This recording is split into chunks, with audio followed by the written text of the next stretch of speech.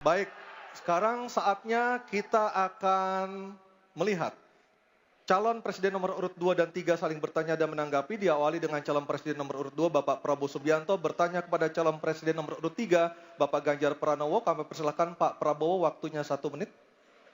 Baik, Pak Ganjar. Ya, Pak. Pak Ganjar mengatakan bahwa anggaran pertahanan kita sebaiknya naik 1-2%. Dan bahwa kita harus membangun industri pertahanan dalam negeri yang kita utamakan. Pertanyaan saya, kalau kita menaikkan sampai dengan 1-2%,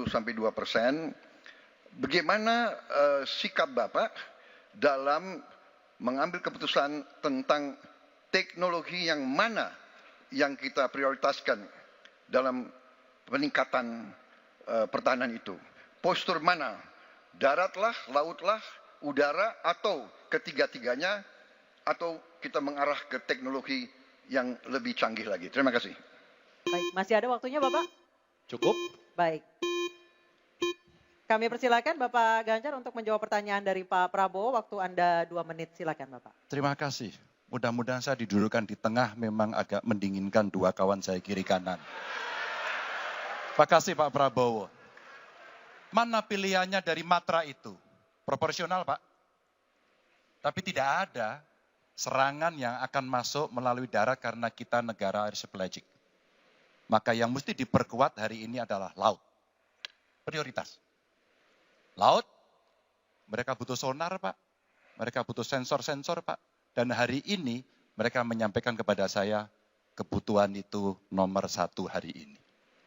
Yang berikutnya tentu udara. Kenapa udara? Kami tidak bisa Pak. Dan saya senang kalau nanti Bapak dalam forum ini menjelaskan ide Bapak untuk membeli pesawat bekas. Kenapa ini menjadi penting? Kami tidak rela dengan statement Bapak tadi yang saya dukung Pak. Kasihan prajurit.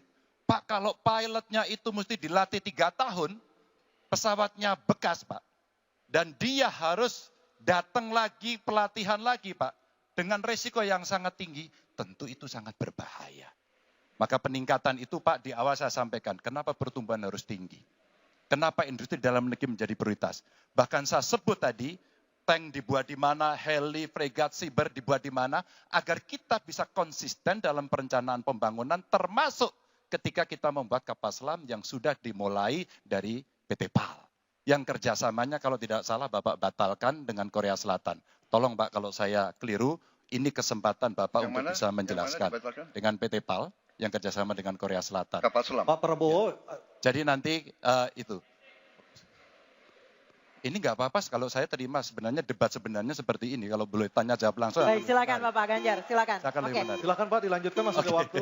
Masih ada waktu Pak Ganjar. Iya, ya karena sudah selesai. The stage is yours Pak, silakan. Baik, silakan Pak Prabowo, waktunya 1 menit. Baik, terima kasih Pak Ganjar. Kesempatan saya bisa menjawab. Jadi, alat perang itu usianya kurang lebih 25-30 tahun.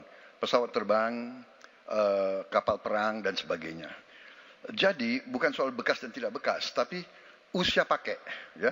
Kemudahan, jadi pesawat, umpamanya pesawat Mirage 2005, yang ada di Qatar, yang rencananya kita ingin akuisisi, itu usia pakainya masih 15 tahun, Pak.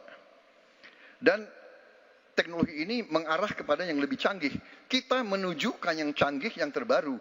Tapi kalau kita beli baru, datangnya Pak, baru 3 tahun, dan operasionalnya itu baru 7 tahun, Pak. Nah, sementara 3-7 tahun ini, kita perlu deterrent, kita perlu kemampuan.